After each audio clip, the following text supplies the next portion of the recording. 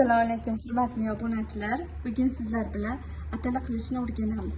Bizga kerak bo'ladigan mahsulotlar: un, tuxum, yog', ikki xil yog', zig'ir yog' va semichka yog'i. Qozonga solib oldim. Men zig'ir yog' bilan semichka yog'ni qizdiryapman. Unni solib olamiz. Bismillahirrohmanirrohim. Qancha un qavirilsa, atalarimiz rangi shuncha qizil bo'lib chiroyli chiqadi.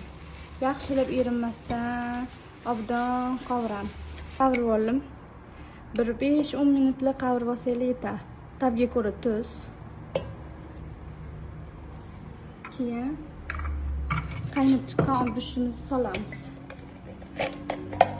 1 litr obush ketadi. Endi solganlaringizga qarasizlar. Hozir obushni solaman.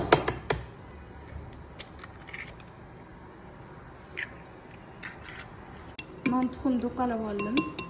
Uqlasanglar mana butun qilsanglar ham bo'ladi, yorilib ketdi.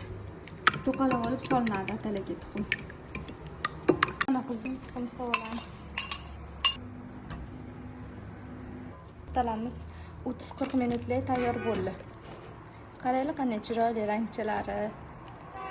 Endi buni suzib ta'mini ko'ramiz.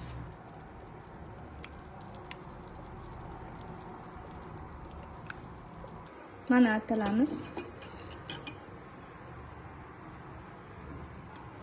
Olinglar.